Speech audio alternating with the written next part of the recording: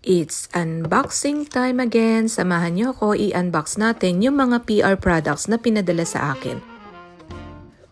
Simulan natin dito sa camera mount na pinadala sa akin a few weeks ago pa. Na-unbox ko na to pero until now hindi ko pa siya na-install. So install natin siya today. So usually kasi dito sa loob ng van napakahirap talagang kumuha ng proper POV. It's either super lapit kapag inilalagay mo yung camera or kaya tumutumba yung aking camera stand. Kaya nung nag-offer ang PopTech ng collaboration with me ay hindi na ako nagdalawang isip pa. So ayan, pinadala nga nila ang camera mount na i-install natin today. Ang ganda talaga na itong camera mount na to kasi magnet ang nagdidikit doon sa phone at saka doon sa mount.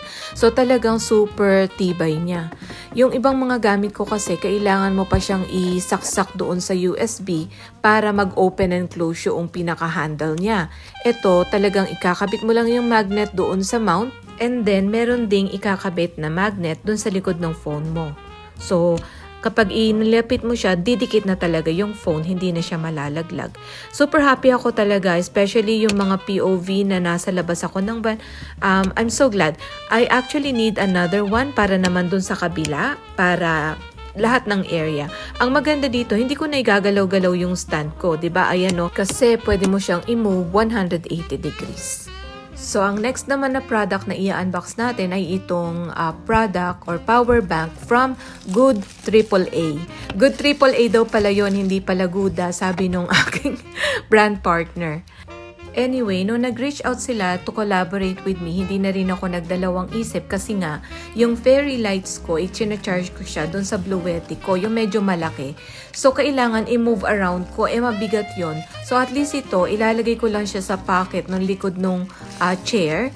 And then, ikakabit ko na or isasaksak ko na yung aking fairy lights. As you can see later on, ginagamit ko din siya pang charge ng aking water dispenser. Dati kasi, ang liit lang kasi noong cord nung pang-charge noon, ano? So, kailangan tanggalin ko pa yung mismong water dispenser para ilapit ko dun sa Bluetti ko para ma-charge siya. So, ngayon, hindi ko na kailangang i-uninstall yung water dispenser.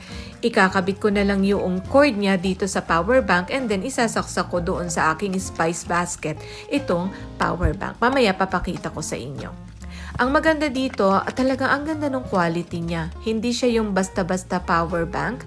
Pwede rin siyang gamitin na pang-charge ng Apple Watch. Itinry kong i-charge yung Apple Watch ko, pero matagal ko na kasing hindi nagamit yun. I think sira na siya, kaya hindi siya nag-charge.